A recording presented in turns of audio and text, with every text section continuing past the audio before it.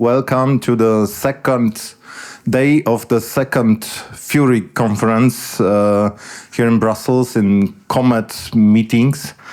I hope you've enjoyed yesterday's high-level panel and the receptions and the talks and discussions there. And we continue this discussion today about elections as a factor of international security infrastructure. Ms. Janowska said yesterday, I found it interesting and very to the point, that there is no safety in this world without democratic elections. And the questions which we can draw from it are what lessons have we learned, and if we learned lessons from what we saw over the past years, how to build democratic elections infrastructure, which is resilient against hybrid threats. What are the main actors who perhaps or potentially have enough capacities and expertise to be involved in building this kind of resiliency? What synergies between these actors are needed, not only to react, but to prevent hybrid threats? And yesterday, I think it's very timely, this discussion today in the FURIC conference. We talked with Holly about this. But we actually organized this conference directly after, Georgia, Moldova, and Romania, and those three cases are quite illustrative to what we saw, and to this topic of security and hybrid threats. And correct me if I'm wrong, but my impression is that we still haven't learned from this, and not only from those cases, but from many other cases. And there is still lack of comprehensive and consolidated knowledge about what kind of threats we are facing, and what are the methods and tools to counteract. I found it interesting yesterday, as Mr. Secreru explained the whole process of Russian malign influence in Moldova, as he described, the process of analyzing, mapping the society, mapping the vulnerabilities, and then the strategy to for massive vote buying and mobilization of one part of the society and demobilization the other. In the context of Romania, I found interesting. This what we discussed yesterday morning with Rasto, that there is not only FIMI, but we have another phenomenon which we call DIMI, right? The domestic component of the foreign information manipulation. And in Georgia, we saw basically the whole spectrum of all those hybrid threats, and the preparation over months. We saw even the new technologies, new voting technologies, which blinded us in a way, and they wanted to tell us, okay, we are preparing a super transparent elections, and we are providing those machines, etc. Everything will be fine. And we saw on the election day how this kind of machines can be basically manipulated, and how the whole process can be rigged. And what from our previous discussions here in this with the colleagues here on the panel, I understood that there are many definitions on how we define hybrid threats in the context of elections, and it depends on who provides these definitions, right? Whether these are like media experts or security experts or election observers, domestic election observers, international election observers, and there is still a gap in having a clear consolidated knowledge, how to respond to them, how to limit their impact, and perhaps what is most important, how to prevent them while building resilient electoral systems.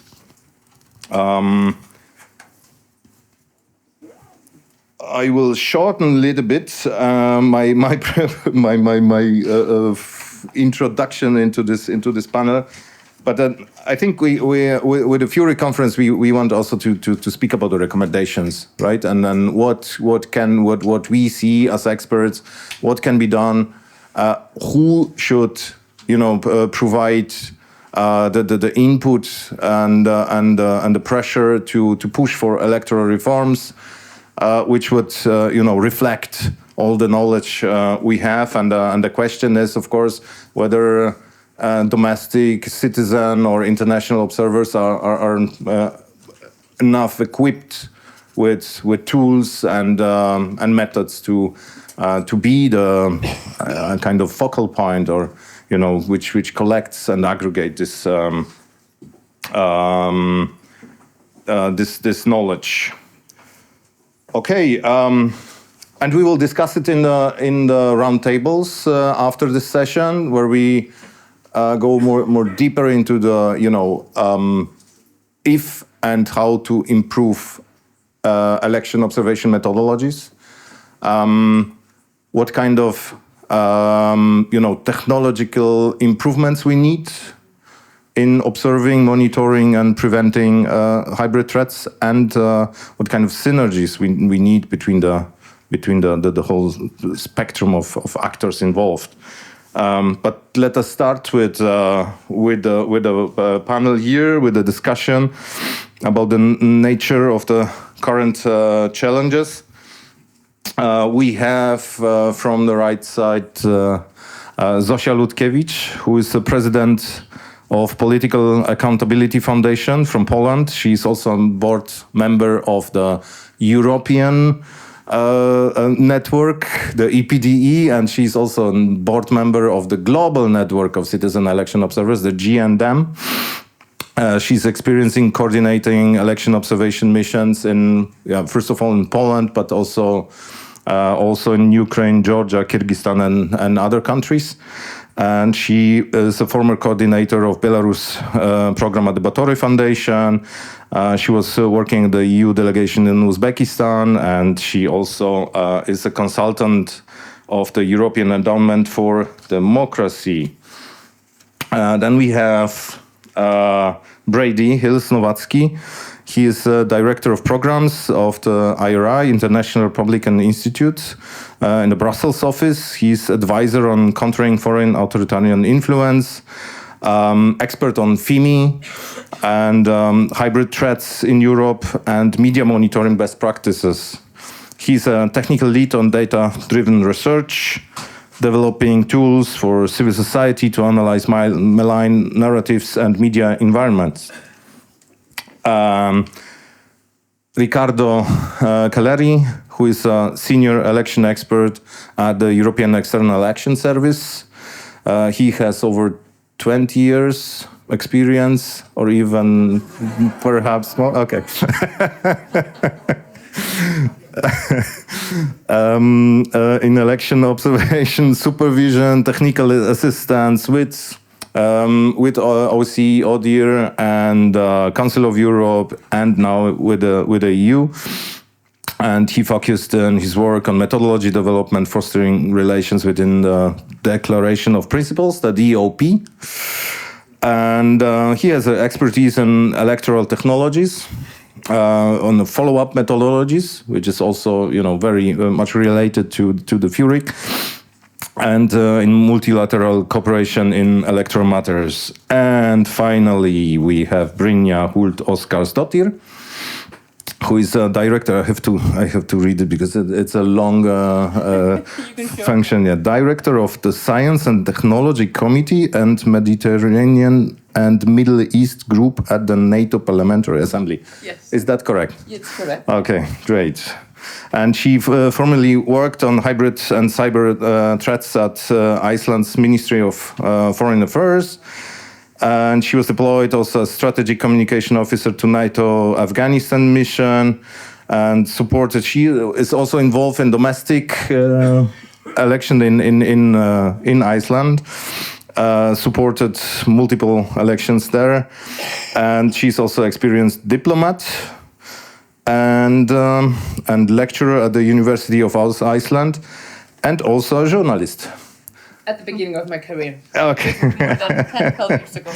Okay, great. Thank you very much for being here. I'm Adam Busulan. I'm with the EPDE from the prenatal stage in I think 2008 or something, and EPDE was set up in 2012, and yeah, we are meeting here for the second time with the FURIC, and hope you enjoy. Hope you had a opportunity to grab a second coffee already, so we'll entertain you for the next 1 hour. Brynja, you've said recently that we are living in a kind of post-fake news world, and this has an impact on the trust to elections, which impacts directly the international security. If you could elaborate on this thought. I'm taking yours. Thank you. Hi, first of all, thank you for inviting me, and it's fabulous to see so many people here today. First of all, post-truth or post-fake news world, I think we can all relate to spending a lot of time on social media. I know we all, LinkedIn, Twitter, all that stuff. The plethora of fake news that is out there is built by our adversaries or challengers to kind of trigger an emotional reaction, which then we take with us into the election booth when we cast our ballot. In a way, hybrid threats, I was very impressed by the analysis that our Moldovan colleague had done yesterday, and his very articulate explanation of the massive hybrid campaign, because it wasn't just like a small hybrid attack, it was a very clear hybrid campaign by Russia in Moldova for months leading up to the elections. And the nature of hybrid threats and the security risk that they pose to international security is that they undermine our trust in the democratic process. I'm a firm believer in international security and democracy and the inherent connection between democracy and peace. And I think that I'm, fairly well educated. I follow what's going on in the news, and I think that I'm a fairly smart human being. I still find myself doubting the information that I receive online. I find myself doubting if the information that my politicians are delivering to me, I doubt if they are building it on facts or on emotions. And I do even find myself questioning, actually, was there some weird stuff going on in recent Icelandic general elections? And the nature of, and the complication that this poses is that because hybrid threats, it's so difficult to respond to them because they are difficult to categorize, as we saw in the explanation from our Moldovan colleague yesterday. They require a lot of synchronization, coordination, and consistency. And speaking to this group, there was a comment here yesterday from our Kenyan colleagues who mentioned that you're now, as election observers and as kind of the election community, being demanded to be also on top of international security threats, which is an added responsibility to what you already have, which is an unfair assumption, because the hybrid threats, they're not something that we do 2 weeks before the elections. We were actually talking about this last night. It's something that needs to be done months and years ahead of elections on a day-to-day basis, because undermining our faith in democracy or the electoral process isn't something that just happens 2 weeks when you guys show up to observe the elections. It's something that's happening on a day-to-day basis, months and years ahead of the elections, and which is why it needs to be like a more whole of society holistic approach of building media literacy, building critical thinking, building trust in the democratic process, etc., which is or just like check facting myself as a representative of a new organization, is something that we actually, well, as a whole of society approach need to do, but then also like we need to have this conversation with politicians that we meet with, people working in organizations such as the one that I represent at NATO, at EU level, because it's about funding media, it's about funding the educational system, it's about really, really making our societies democratic, because that's the deterrence. And the deterrence is being able to withstand the threats that hybrid threats are going to propose, and still being able to continue to have democratic elections that people believe in, that people say, yes, I believe that this is the legitimate government that got elected. Thank you. Thank you, Brynja. I think that's the element is of what you said, that the hybrid influence is a long-term process, requires also a long-term, very sophisticated strategy to work on that. And I think it's a and also we need a holistic answer to it. But you want to? Yeah, I just want to add one thing. I really. There's a center of excellence in Helsinki that I know some of you know, maybe all of you know the Hybrid COE, or the Hybrid Center of Excellence. They do a lot of excellent work, no pun intended, on hybrid threats and the different mechanisms that are used to both create intellectual interference, but they have an amazing deterrence playbook for elections, which I really kind of recommend everybody looking at, because they outline how to change the posture from kind of responsive to proactive and preemptive, which I really recommend looking at. Yeah, thank you. Yeah, and we are talking.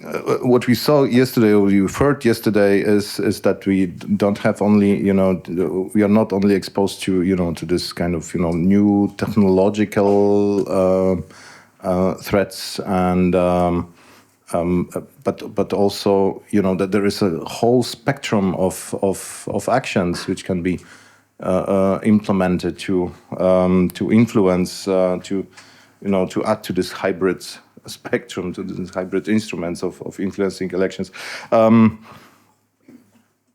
Brady, you are exploring the foreign interference for many years already. My question would be how it evolved over the past years. How do you see it?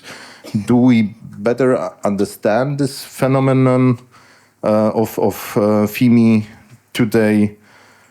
I think that we are a little bit like a Winnie the Pooh, that we open the door, and the more we look inside, the more the piglet wasn't there, right?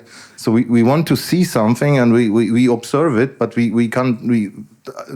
My impression is that we don't understand it, and we cannot proactively, as you say,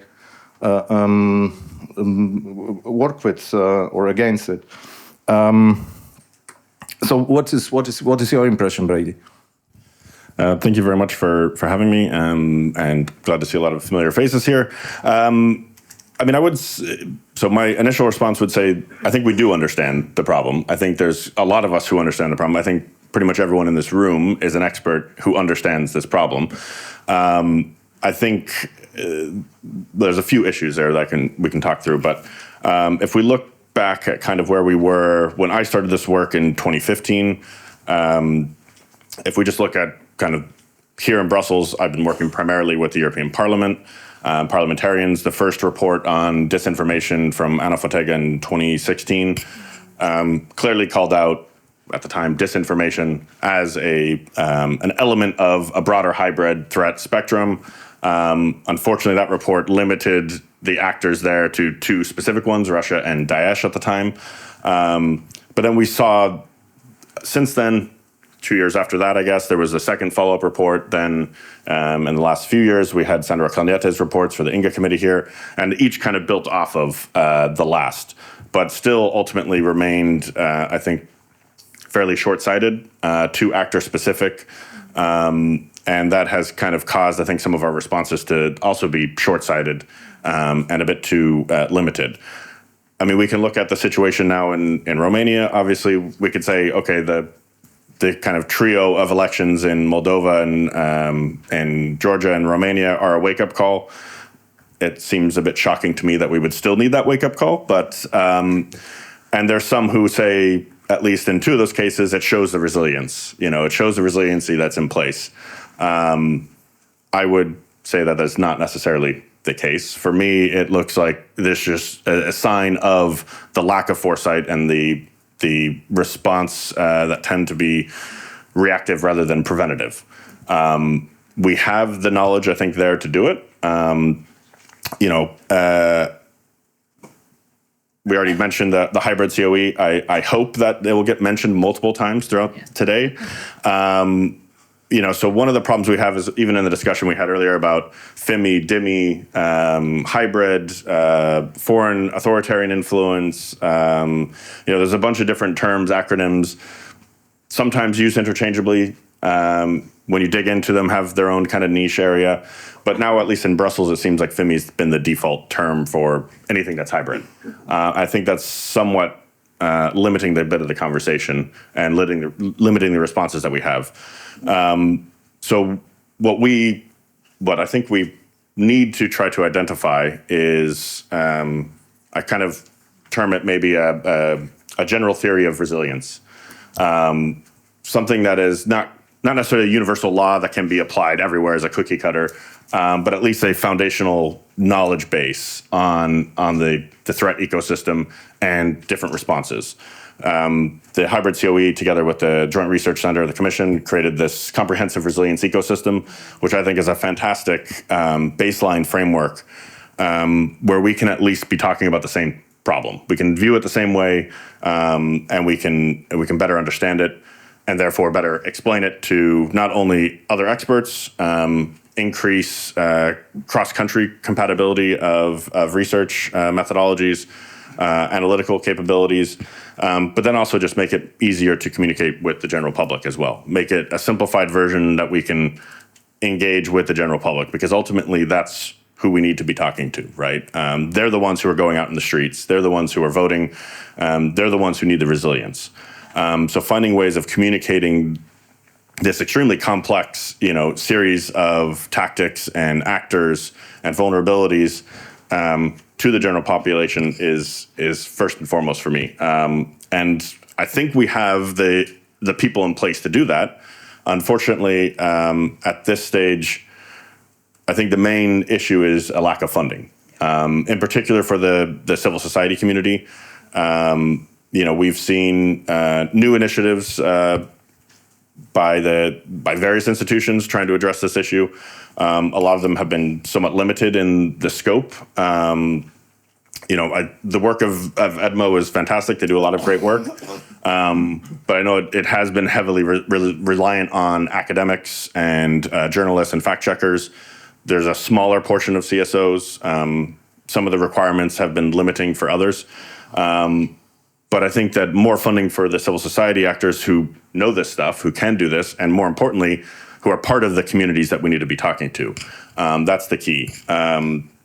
With more funding, we need more engagement. We need to invite them to the conversations with government stakeholders, with the institutions, and not silo these things in MOD or the Ministry of Interior and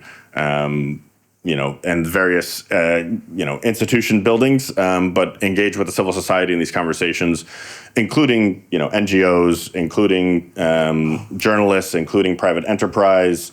It really does need to be this whole of society conversation to be able to have that response. And I think this is something that we've seen as well. I'm not going to pretend to be an expert on Ukraine, but when they needed it most, they had that horizontal, the trust, but the horizontal structures to be able to respond through multiple dimensions of their society. And that's something that I think we should be learning more from. We should be engaging with civil society much more on that. We've also seen, despite a lot of positive changes, again, Romania is kind of a fluid situation at the moment. I certainly haven't had time to look into all the details, but it seems like there's clearly a lack of legal or regulatory safeguards in place. The DSA is hopefully going to solve some of these problems, but probably solve some of the problems in some countries and not in others. We still have a lot of work to do on that front. So stronger legal and regulatory safeguards is something that I think we need to double down on. But then ultimately, what Brina also discussed is basically the need to create political will. Yeah. We have the structures, we have the frameworks, we have the expertise, but we need the political will to say that this is the top priority right now. And it's a difficult thing to do. Politicians want to win the next election, and some of these things are probably going to be unpopular, but it's up to us, civil society actors, those who engage with political parties, those who engage with various segments of community to build that political will. I think I covered most of the things I wanted to discuss. Again, first and foremost, need more funding. Need this standardized framework for understanding the problem. FIMI has, the External Action Service in particular, has been leading on that in the FIMI discussion. I guess the council announced early this year the hybrid threats task force that they want to build out as well. I think we need to kind of apply similar structures and logic to the hybrid spectrum as well, where I think that the core framework is a very good starting point. But the last, I guess, final point, I'm looking at my good friend Rashto there, the need for access to the data for a broader segment of trusted CSOs, not just data that is limited, access to data from social media platforms and others that are limited to government stakeholders or a very small subset of academics. We need more access to that data. And I think the case in Romania has shown that in particular. I mean, one of our partners was able to release a report well before the election from very minimal scraping of data from TikTok. And they were able to analyze it and understand that there is hidden political content that appears to be inauthentic in their assessment. Now, that was one small organization without any dedicated funding to do it, doing it in their free time with the tools that they had available. We certainly have the technical capacity, the financial capacity to do that at scale. And we just need to put pressure on the platforms and the governments to allow us to have the data that we need as researchers and analysts to be able to tell the correct story. And I'll leave it there, and looking forward to hearing more from the experts in the room and having a bit more of a conversation about this. Thank you. Thank you, Brady. I think, so talking about the lack of money for NGOs and monitoring NGOs is an imminent and permanent issue, also for domestic citizen election observers. I think the point on the legal and regulatory safeguards and the will to provide a robust framework for follow-up on recommendations coming from different stakeholders, different actors, is something we should definitely work on. And I think this conference is a perfect place to discuss it in details. And the need of access for data. I mean, this is something we see it's more and more important as we develop as citizen observers new tools to analyze this, right? And we have excellent experts, working on those metadata. If they are available. If they are not available, they are trying to get it somehow, hacking it and etc. to see what happens on election day. But it goes beyond the election day, definitely.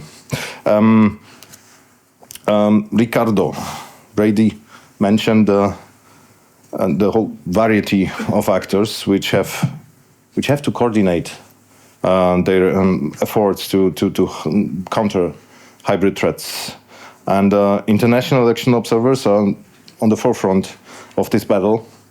And you have the experience working with ODIHR and EU and other organizations. My question would be: are international observers equipped enough to tackle these issues? And what are the limits of international election observation in this context? Well, thank you, Adam, and good morning to everyone. Great to be here. I feel like I'm back to my old family in a way. It's really excellent. So let's get to it. The way that you say, I like what Brady was saying just before about give us more money and give us more access to data.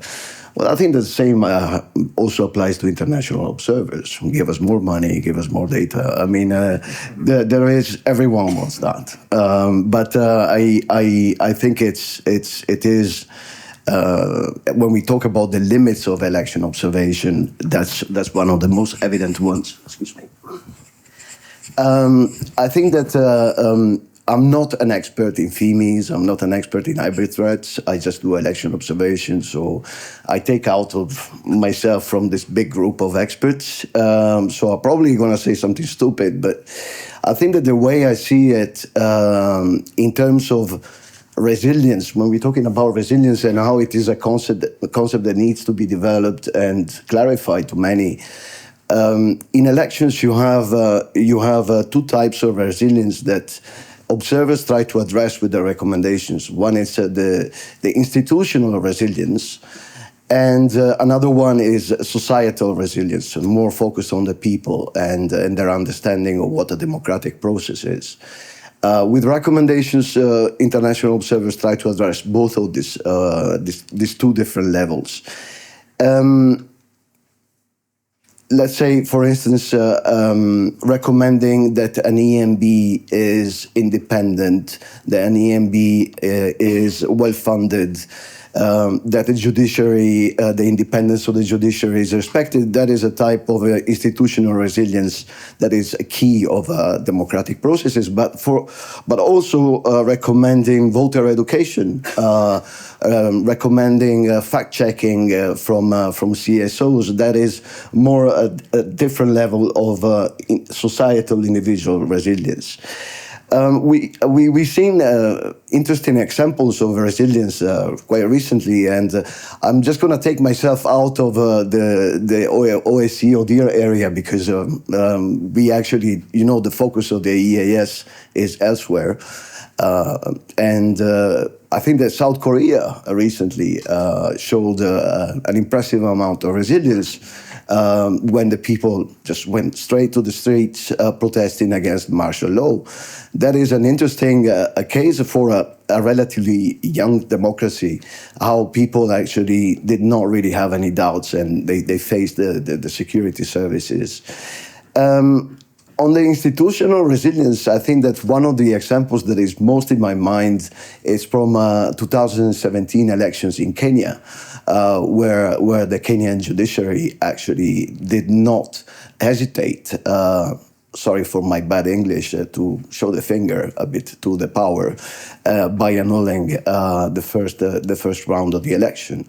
That was hailed in a more African context as a landmark decision, and it's still part of being studied as a case study of jurisprudence and of independence of the judiciary. So, but anyway, we're here to talk about recommendations, and I do think so because of what I just said. That recommendations are extremely relevant to promote resilience and especially public trust in a democratic process, democratic electoral process. However, I mean, in the past, the way I described it quite recently at the DOP, we're talking about the cowboy years of election observation. I'm talking about the late 90s, beginning of the 2000s.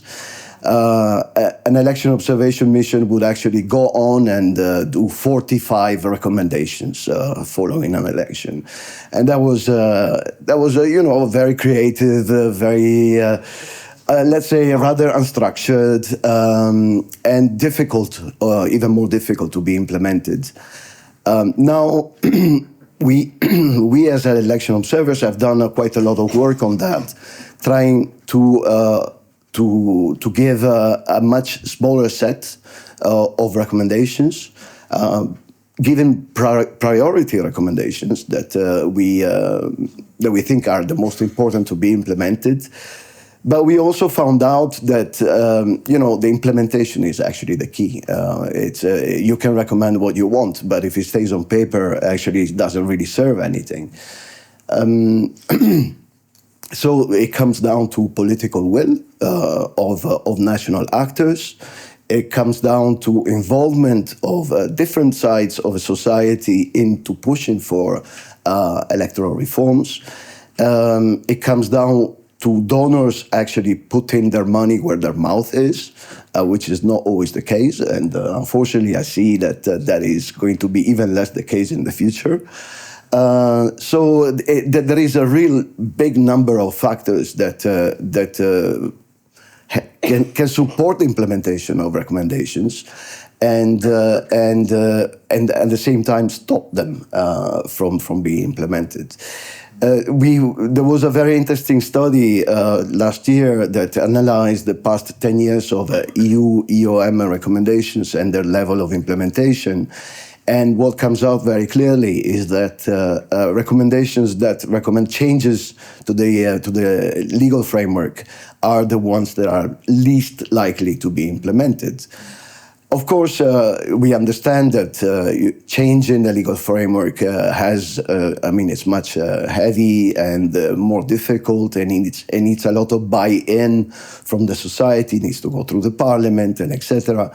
While recommendations that entailed more operational or regulatory changes were the ones that were easiest to be implemented. But even following what the discussion from yesterday, I think it is very important to put and to make some clear limit, to show what the clear limits of election observation are. Election observation cannot be called like this panacea cure for everything and every evil in human society. Absolutely not. I have the privilege to work for the European Union, which is probably the most well-funded election observation outfit. We do have a serious budget of around 40+ million a year. We do about 10 EOMs every year. But even with that, we do have a limit in the terms of resources that we can use. We have also, contrary to our friends in OSCE ODIHR, we also have a different mandate because we do not observe our member states. We do actually function in a very different environment where we need an invitation to go and see an election, and we're not almost automatically invited like OSCE ODIHR. So,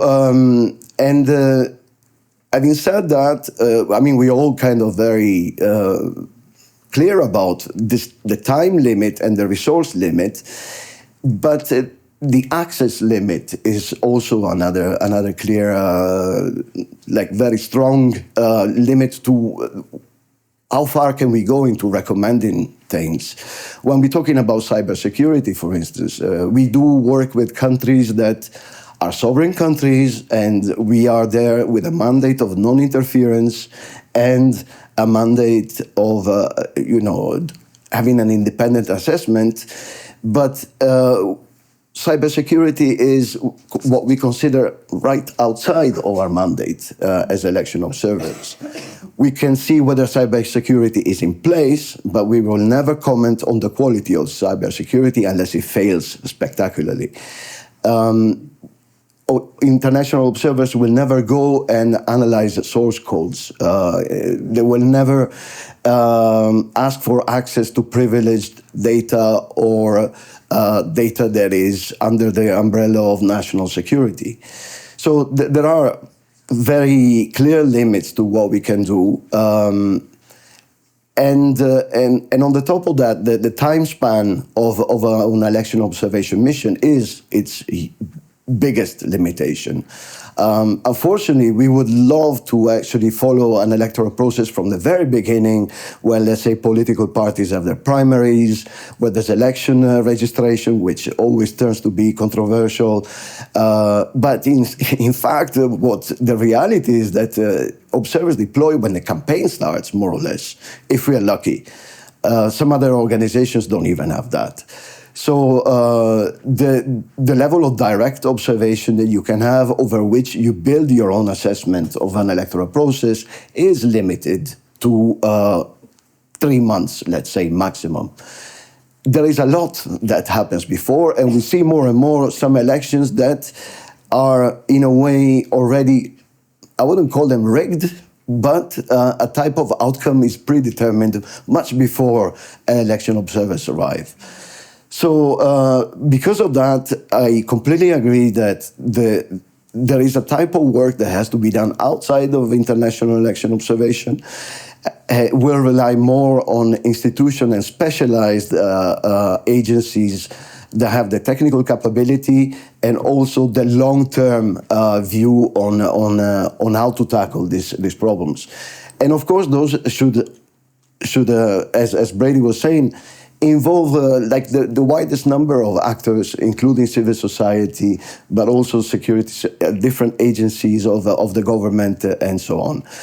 International election observers are just a part of this mechanism. And while we have done also recently an effort to update our methodology, to observe social media, for instance, to try to assess the use of ICT in elections, I mean, we're still human, and we have limits. And so, once again, the plea is that don't try to take international observers into tasks that are not really theirs. Thank you very much. Thank you. And this is where we where we have to start to talk about the citizen election observation, right? Because there are certain limits that you are not exposed to, right? Or you should not be exposed to. Zosia, you're representing a relatively young Polish citizen election observation organization, and you're also, as I mentioned before, representing the European network of citizen observers and the global network. I'm interested in your perspective. I mean, it's clear that combating hybrid threats is not the task for, or not only a task of citizen observers, but they can play. It's a state task, basically, right? It's a task for state institutions. But what role citizen election observers can play in this game, and how do you see their role? How do you see their mandate? In this context of those limitations Ricardo was talking about. Thank you, Adam. And I think I would start with disagreeing with you and saying that countering hybrid threats it's not just a job for state institutions, it's a job for everybody.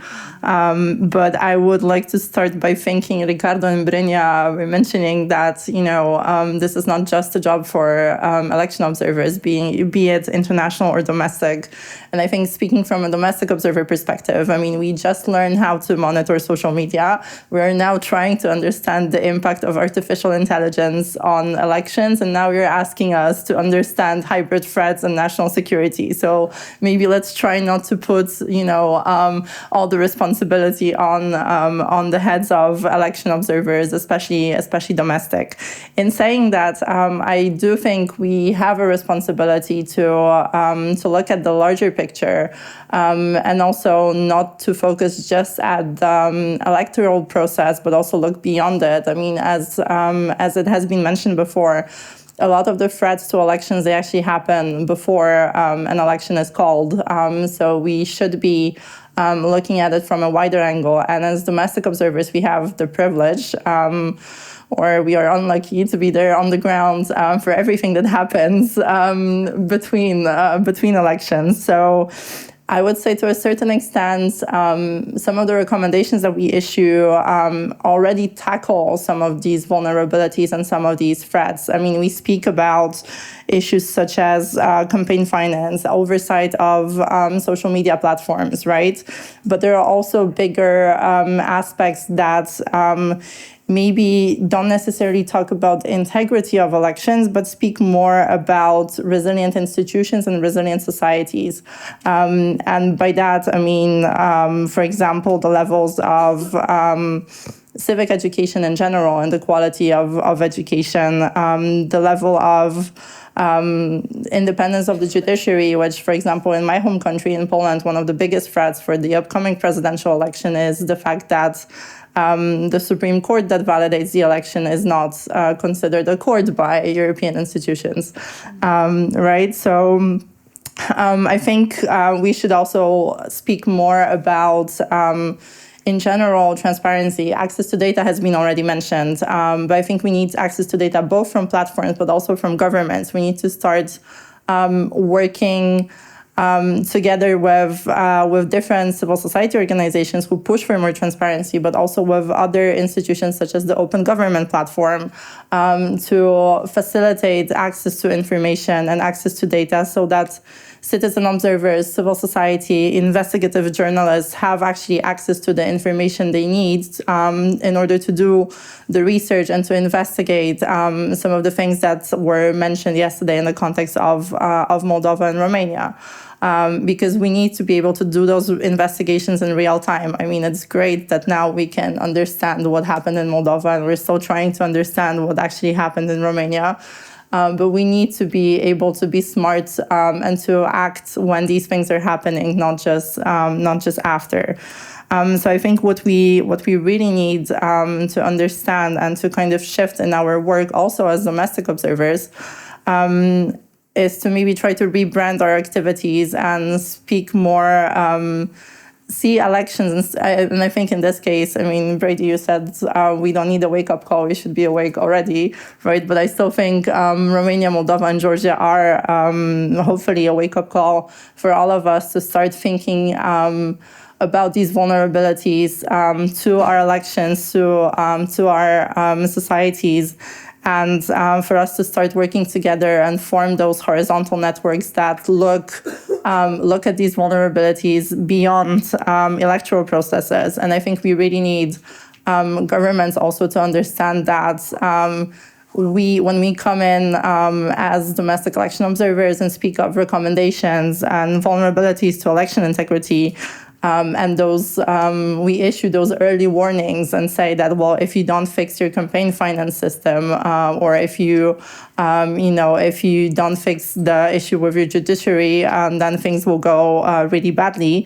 I think we need to speak more using this language of security. And hopefully then governments will listen. Because for now, my feeling is that we are just another annoying NGO that comes in and says, well, you need to fix this, this, and that.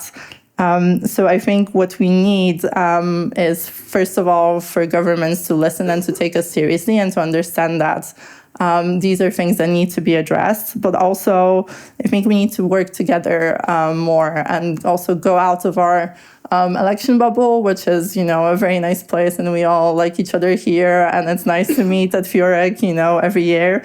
But I think we need to work more closely with government institutions, local government, with media, with investigative journalists. We need those horizontal networks that are able to identify those vulnerabilities early and speak with one voice, and maybe this is when we will be listened to. And also, maybe to conclude to Brady's point, but I think something that was mentioned, by every speaker, we need funding. We need long-term sustainable funding. We need long-term sustainable strategies on how to counter these hybrid threats. We need a whole-of-society approach, and we need international institutions, such as the European Union, to understand that this is a big game that we're playing, right? So, again, long-term funding, long-term strategies, but also with a lot of flexibility so that civil society institutions, media can be able to respond to emerging threats, so that it's not just, so that when things actually happen and when we have the opportunity to counter it, we are not bogged down in bureaucratic procedures because we need to, apply for a change of budget or something. We need the flexibility, we need the money, and we need to learn from one another, especially, I think, on domestic observers, and I'll be happy to look into that further, to learn more from security experts and cybersecurity experts, to at least try to understand, maybe not to become an expert ourselves, but to better understand what we're facing. And how we build a new great world together. It's thank you for this positive and promising conclusion. I think election observers and domestic citizen election observers as a kind of focal point for early warning should be something we should consider really and work on this, because you or we are permanently in our countries, and we are not limited to 3 months election observation mission. We don't call it a mission at all in the domestic context. So it's a permanent activity. And I think we also, the citizen election observers can pretend to be a kind of point where we aggregate all the information on election processes from all those other institutions, state institutions, and other NGOs, journalists, etc., all those actors, and provide recommendations, right? And I think we should somehow focus on that and work on that. But I think that's how we arrived at the Q&A session, and I opened the discussion, and my microphone is mobile, so you can use it. I see Christina and Rastio. Oh, so many questions. Okay, we have half an hour. Christina. Thank you so much. I'm very happy that I managed to be here today. I was not supposed to be here. But when you talk about money, I always feel concerned as European Parliament official. Yesterday there was a Kofi Annan discussion with Brando Benifei, who is the rapporteur for the AI. And there's a study that says that in the European election, there were just 131 instances of use of generative AI, especially from France, Germany, and Italy. So they said maybe the European Parliament is not too concerned because, strange enough, all these threats, and they didn't really touch a lot the European elections, apparently. Of course, I don't think they were able to tackle all of them, but this is an issue. So the Parliament will be concerned when it will understand that is touching it. And it's true that if we see the results of this European election, we had already some signs, but maybe not a wake-up call that we thought we should have. And then a comment on what Ricardo said on the fact that it's not our job as international observers to go into this. But that at the same time, if we go to Georgia and we go to Moldova and we say that everything was okay, then we have a problem. So maybe we should be a little bit more modest, and before calling competitive an election that was not competitive, to be sure that what we are able to analyze with our methodology is good enough. Because then, if we are not able to judge certain parts that, of course, have an impact on elections, but at the same time we tell the world that everything was fine, then we have a huge responsibility ourselves. So I think that the work that we will do now in this workshop on how to update our methodology is very much important to be discussed. And yes, so this was my contribution. May I make a point? Sure. Please. Of course.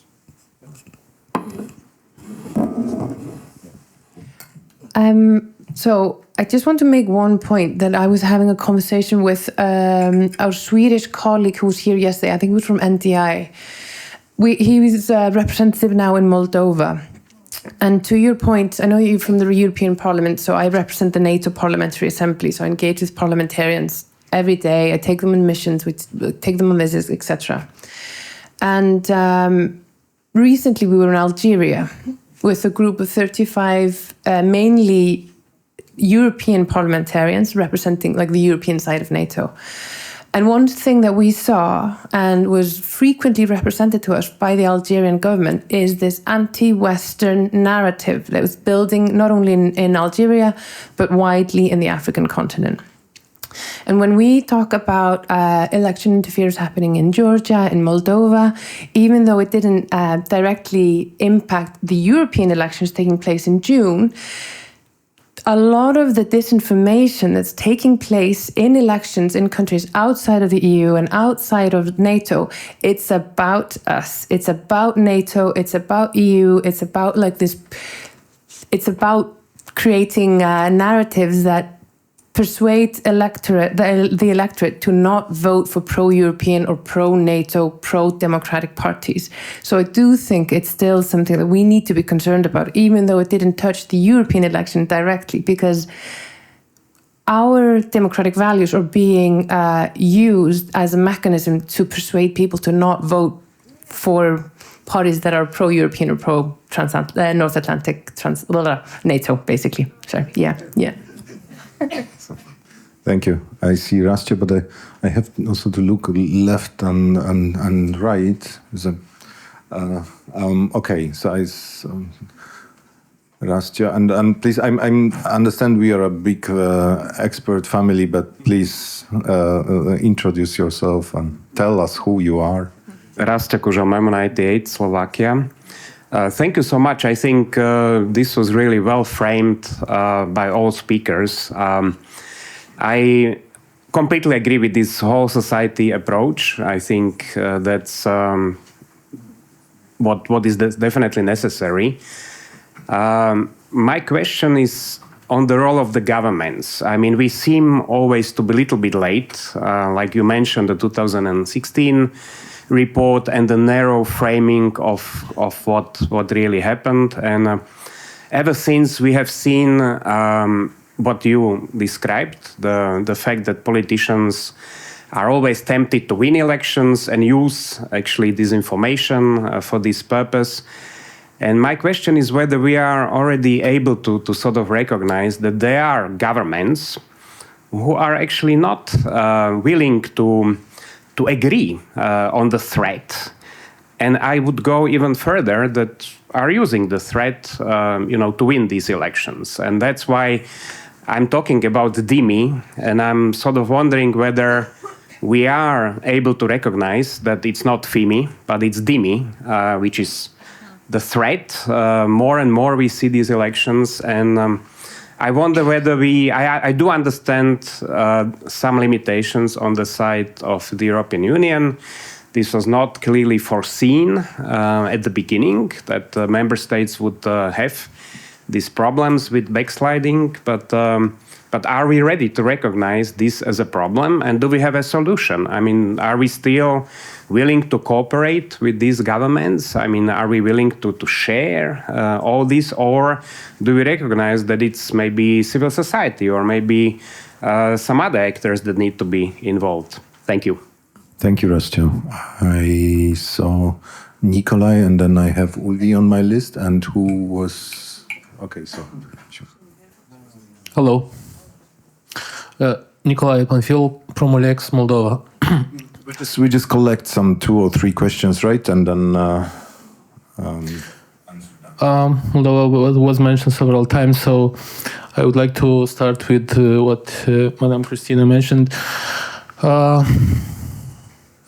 I think you're absolutely right, and the answer to me is that probably there could be or should be a better communication between the international observers and domestic observers, because we also experienced in Moldova, but also it's probably in other countries, a sort of, how to say, sometimes elitist, like international observers, like they are coming with the standards to show us, the parameters. While in fact, I mean, you're absolutely true. You do not always can get fully what is going on, what happened half a year or a year before, and so on. So better communication, better interaction here. I mean, it wasn't always the case. We are always struggling with this, and not only like we as Promlex, but I can feel by the society that sometimes also in some years, some of the findings, including in the reports or recommendations, were not really understood. And we should be careful about that. Or later on exploited actually by political opponents to accuse institutions or to found their battlegrounds later on these findings from the reports. But this is just as a reaction to what you mentioned. My original question was, Zosha, you mentioned so many times, we need. But also you started with another idea, but maybe it shouldn't be actually domestic observers to do all of this. So it's a bit of contradicting, don't you think? No? But maybe you can explain yourself, because we need who needs? And then also, as our colleague Rasto also mentioned, what if the governments actually are not that open? And how open we can be or should be with the governments? I mean, they will never tell us the full truth. They are politicians, they're in government as well. I mean, we can be open to listen to them, but we cannot buy always all their stories, because they are also interested to manipulate us. And if you get too close, then you risk to be perceived also not as really independent.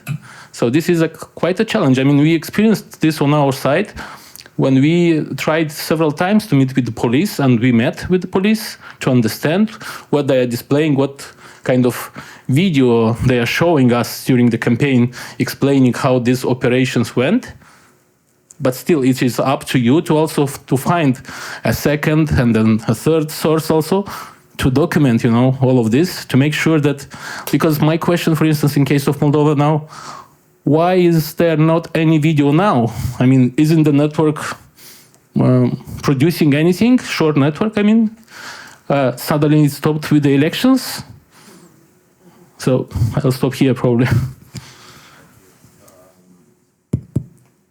Thank you, Adam. Good morning, Ulva Hundlu, Deputy of Elections with OECODIR. Excellent presentation, thank you very much. And I just wanted to perhaps to offer, to ask some questions or offer some provocative ideas for you to reflect on. But also to respond, to make one comment in response to an earlier statement. Rasto mentioned the role of the governments, and I was really struck by what Mr. Secriero said yesterday during the high-level panel. He said, if I oversimplify it, 20% of the population of the country were up for buying through a comprehensive malign exercise. It is a huge problem, right? And it's something that policymakers need to think about, and not in the context of elections, but maybe it's a sign of deeper issues in the country, right? That we need to think about and then reflect on. Second element was in the Romanian MEP yesterday. He mentioned about the winner of the now cancelled first round of presidential election in Romania, that no one knew him a few weeks before the elections, and he asked that no one challenged him in the debates about his source of income, how he lives, how he earns his money. Simply because he was not present in all these debates. Why? Because probably there are rules in the elections which do not provide for this free equal access to all candidates, for other candidates to question their campaign, their platforms, etc., for the voters ultimately to make an informed choice. And in response to a comment about Georgia and Moldova, I don't think international observers, in the context of recent observation efforts, missions, they said that everything was fine. To the contrary, I think the joint statements approved by 3 organizations in the context of Moldovan election and 4 or 5 institutions in the context of Georgian elections, they described and provided a very comprehensive picture of how we assessed all the aspects of electoral process. And we used the word competitive jointly in 2 instances in that document, for example, in Georgia, and that was in relation to campaign, where we said the campaign was competitive but subdued, and that the fundamental freedoms were respected. We never framed the elections as competitive in the document that we jointly approved. Georgian authorities indeed used and weaponized and instrumentalized that word in the statement throughout their outreach campaign, saying that international observers refer to elections as competitive, which we never did. We did say that the campaign was competitive but subdued. So, and it brings us to this issue that we discussed for several years now, as to how we communicate our findings and how what we communicate, sometimes in a very complex technical language, is translated or taken out of context or presented in the way how certain actors want them to be presented to the constituencies. Thank you. Before I pass, okay, a short direct reaction to this, and then we go back to the panel, and then we pass the microphone to, I have Helen, then Mule, and Septimius, and Ivan. Very quickly, it's more spicy. And Robert. No, I agree with you. I was there. I was around the table. But the problem is that if we use, you talk about elitists, if we use the term competitive, that among ourselves, we understand what does it mean. It means more than one candidate. But I try and ask 10 journalists and 10 MEPs, if you say competitive, what they will understand. They will understand free and fair. We never use free and fair, but for them, competitive equal free and fair. So this, what you said about being elitist, so among ourselves, our language is clear. But without, I mean, I don't want to take the credit, but without us the title of Georgia would have been competitive elections. And then it will be used as it's been used by the ruling party, saying rubber stamp of the ODIHR. I commend very much your work, and it's not a criticism to your work. It's just the way what we say is perceived by the others. Thank you, Christian. It's a very important issue. That's why we pass now the word to the panel. Just one thing. I think it's a shared work that we do, and especially in the context that we observed together, where we observed together in Georgia, in Moldova, it was a joint product that we presented the day after elections. That's extremely important to keep in mind always. That's number one. And number two, there will be more comments that I can present during the roundtable too. It's a shameless promotion of our roundtable. So please join. Okay, yeah, I know already which roundtable I will join. Who wants first? I'll go last on this one, I think. Well, thank you very much for all the comments. A lot of provocative and interesting, a bit of tennis match. But I'll just come in with the last one. I wouldn't call elitist. I mean, it is specialized. It is technical. Would you be happy if you go to the doctor and he gives you his analysis in emojis? I don't think so. So, all the work that is being done by election observers, which is considerable. You could just think about how many women hours go into an election observation mission. We're talking about thousands of hours of work and specialized knowledge and etc. So I think it is rather normal that the output is specialized. Of course, then it has to be translated for... Well, the thing is that you cannot avoid manipulation because you always taken out of context. There's always malicious intent and malicious actors that will do that. And you cannot just escape it. That is a reality that we at the European Union have to live with in almost every election we do. We have developed a lot of ways to better explain our work, but I mean, there is a limit to how simply we can simplify our assessment. And because then it will really lose any meaning. And now, of course, we're not going to do it with emojis, but so it could be fun, actually. Thank you. There was also the question about DIMI, FIMI, and there was also the question about the better coordination between the domestic and international election observers. So please feel free. Who wants to start? I can respond to Rasto a bit on DIMI in particular.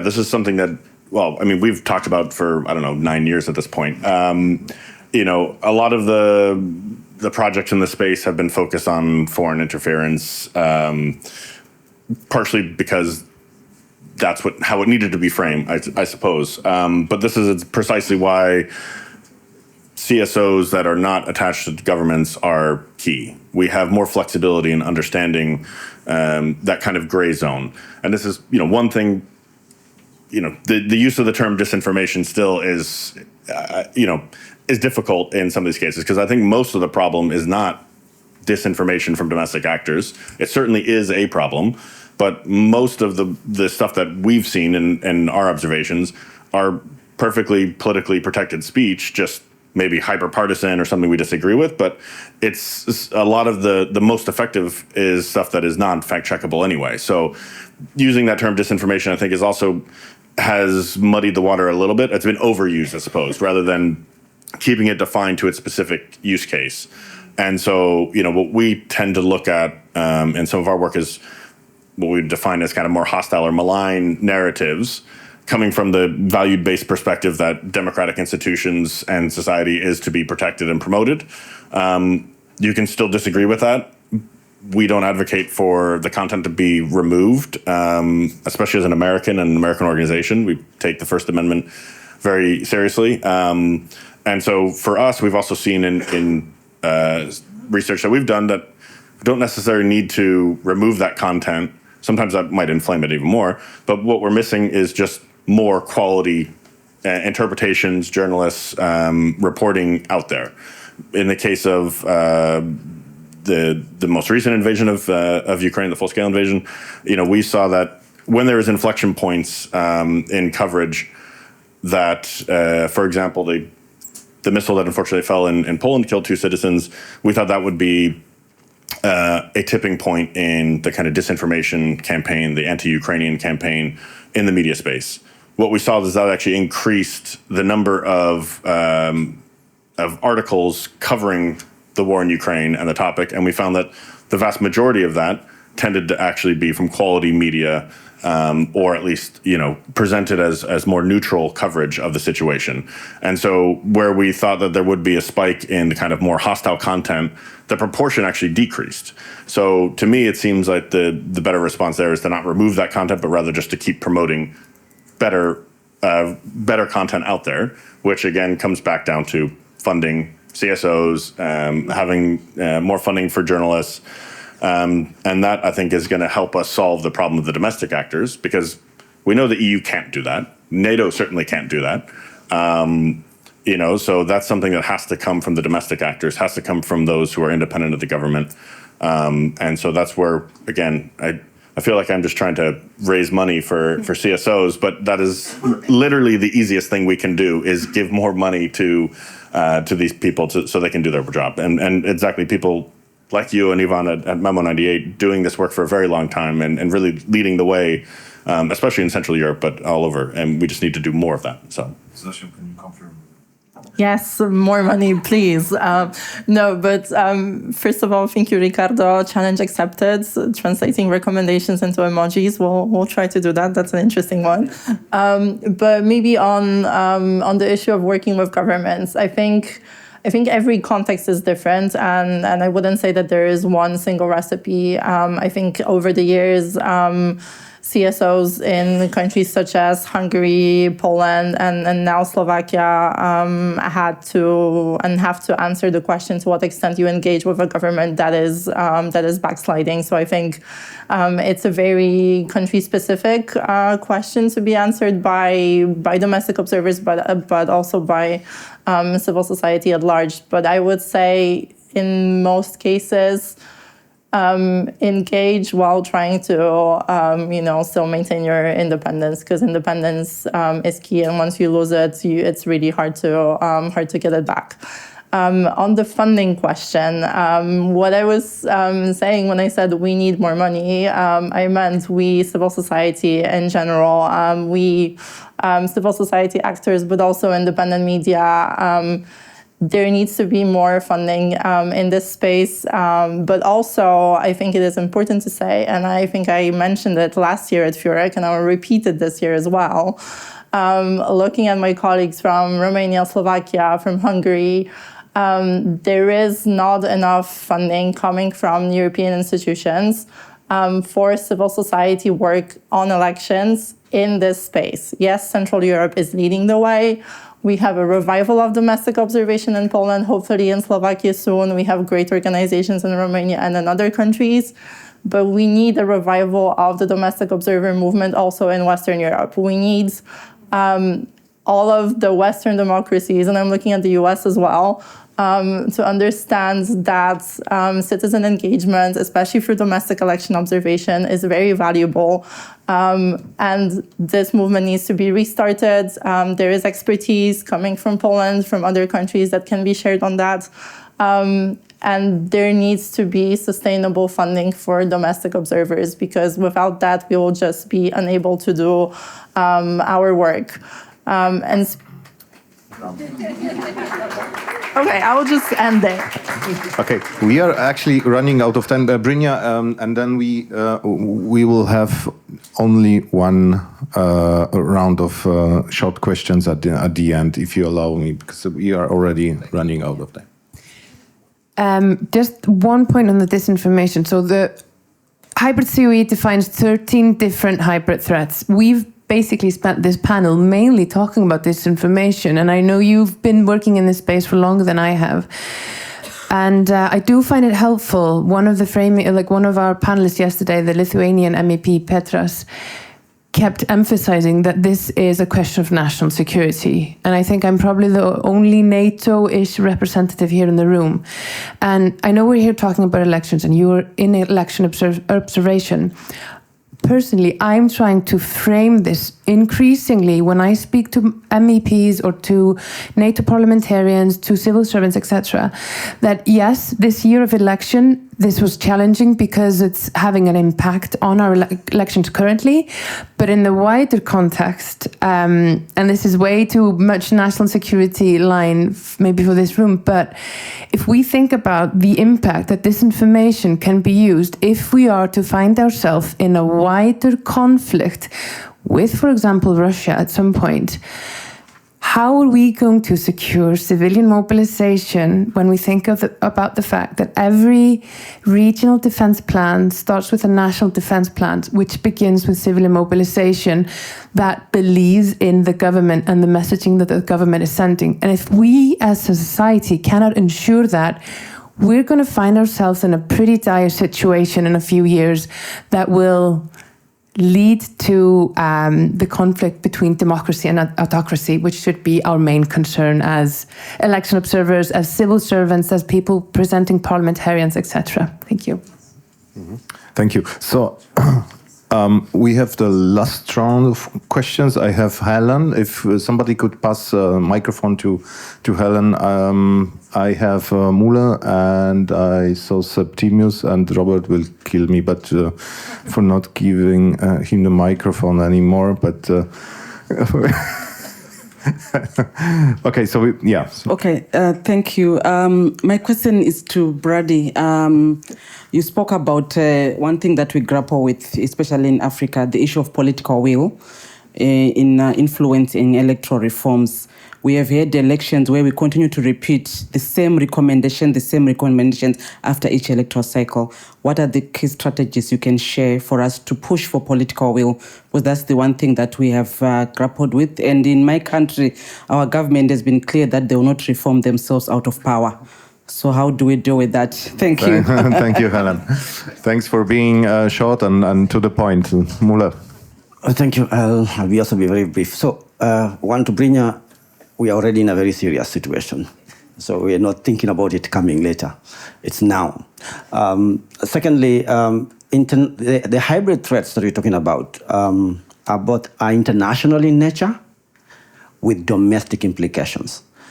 International is international. So we're talking about international observers, we are talking about international. Domestic, of course, so collaboration between the two.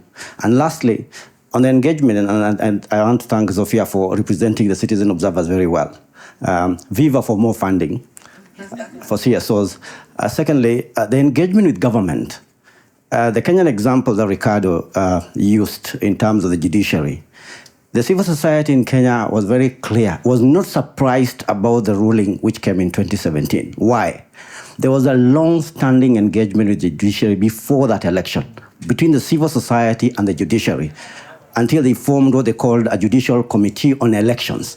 So I think there is a way, while context, as Zofia says, matters in every country, I think there's a need for us to be able to try an engagement, a long-term engagement with governmental agencies, especially now on security. Thank you. Thank you, Mule. And to pass the microphone to Septimius. And with this question, we will finish the questions and start the last round of responses. Thank you very much. Septimius Pârvu from Expert Forum Romania. First of all, thank you to Mr. Hills for speaking about our report. Actually, it was my colleagues working on it. Just a very short comment and a thinking topic. I think that we are discussing about lack of funding, but I think one of the real dangerous effects is that by not having the necessary capacity to observe, even us as internal observers can have very limited conclusions in some fields. And we had to prioritize for these elections. Basically, do we look at this? Do we look at that? So in the end, even though if you're very well intended and you try to cover everything, you might be very, your results might not be conclusive because you didn't meet with, I don't know who, you didn't observe, I don't know, some electronic things, or also we didn't have international observation due to lack of funding. So I think for us it would have helped. I know their situation is not a critic, but just I think it would have helped for the entire situation. I completely agree with Rastio that I think more than half of this mess is made by the government, because we are here because of how the government behaved. They use the same tools. Now, okay, we are discussing a lot about foreign interference, but I think for us the long-standing problem is how the government abused resources to control media and basically pushed people to find information in other places. And probably one of the things which, I mean, okay, we for now, I think we got rid of Georgescu. We don't know exactly what will happen. I mean, there are some criminal cases, but I'm not very enthusiastic about what will happen with them. But the society is incredibly divided now, and I think some of the people are believers in the crazy things that he's saying. But I think the worst effect now is the huge division in the society, and I'm not sure that even us with our conclusions, monitoring reports, and all these kind of things can get to the people, which will vote again for extremists and will try to burn the house. So my question is, how do we get to these people, and how do we get? I don't know. We don't use TikTok as a principle, only for monitoring. So how do we get to this environment, and how do we try to, I don't know, somehow make them better understand that it's not okay. You have to fix the pipe and not burn down the house. Thank you. Okay, so Brynja, what you? Just one question. Can I ask one question back? Why do you not use TikTok out of principle to reach people that you need to reach? We don't.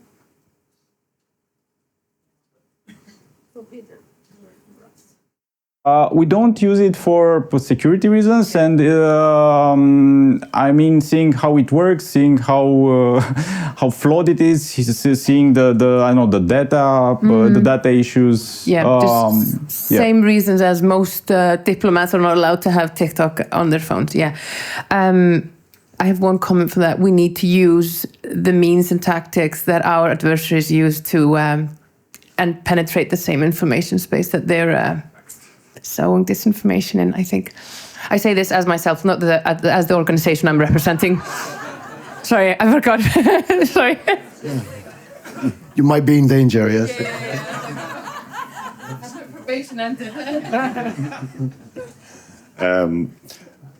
I would, one on that, I'd be very careful when we say using the same tactics and tools as our adversaries. So, I don't mean in terms of spreading information. Exactly, yeah. I mean in terms of reaching audiences by explaining what is elections, what is free and fair, etc. Yeah, exactly. As far as, so kind of getting also to Rastio's point as well as the other one made in the back there about kind of engaging with difficult governments. So I think this is also where you had mentioned framing it as a national security issue is one of the avenues that can be used to get people in the same. Thinking of Poland, for example, the only time I can remember the two sides there being united was after the full-scale invasion, for a very brief moment at least. But there was a brief moment where they were talking with each other constructively because there was a national security element. So this is why, again, sound like I'm working for the COE here or something, but the core framework I think is a very handy tool to be able to draw those interconnections and to show that this is all building up towards a critical security threat. Now, in some governments, I would say that's probably unreachable. They don't actually care about national security. They care about their own political security or their own personal security. So that might not work. But in general, I think all of our populations, all of our compatriots, that's what they care about is national security. So if you can't engage with the government, you can at least try to build the momentum at the grassroots levels with activists to be able to sharpen that messaging that this is actually a serious risk to national security. And that's where it kind of ties into, you're mentioning about buying politicians and things like this, and something that we've discussed throughout is the long-term nature of this is, politicians aren't just bought in the month before an election, right? This is all part of a long-term corrupt system that needs long-term monitoring and evaluation, identification, and efforts to combat that. And the way to do that most effectively for me, again, is standardization of methodology and framework for understanding the problems, being able to connect the dots between illicit financial flows, disinformation, even military posturing. All these different things are interacting with each other to a critical point of undermining our democratic institutions. So again, I think the standardization is necessary. The last point on the funding, the core thing there was the sustainability. I think that the core thing I want to emphasize is not just more money kind of flowing, but more core funding. The biggest problem we have with most of our partners is they're in a constant cycle of writing a report for the donors, then writing the next application for new funding, and they don't have time to actually implement the recommendations that they have. So more core funding for CSOs so that they can do the work that they do so well. More core funding, yes, definitely. And maybe to Septimius's point about, no international observers being present in Romania because of lack of funding, maybe we need more funding for international observers as well. I'm looking at Ricardo, I'm looking at Ulvi, so that we are not surprised when an interesting election happens or when a boring election turns interesting all of a sudden. So more funding for ODIHR and more funding for EU missions. Ricardo, final word? I can only agree. No, I mean, basically, no. I would just like to catch up on a comment that was done by our African friends. We will not reform ourselves out of power. Unfortunately, it is something that I heard directly from government officials in your face like that. Was in Mozambique most recently, in Zimbabwe before. I wouldn't say it is just something proper of the Southern African continent, but unfortunately even of a much more widespread. The thing is that then you have to really not lose the faith and keep on working on small improvements, marginal but incremental improvements on the framework and on society. I mean, there is always something that can be made better, and at one point, even the most monolithical regimes will start cracking and eventually fall.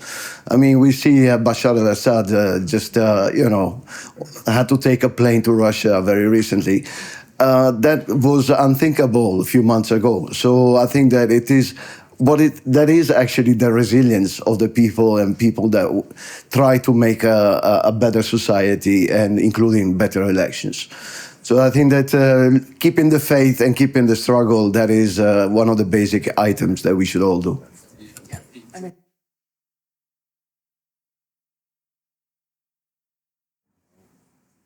So now it's on. So excellent conclusion. Thank you very much. I think what Mr. Austrovicius said yesterday. So the time for the era of the boring elections is over.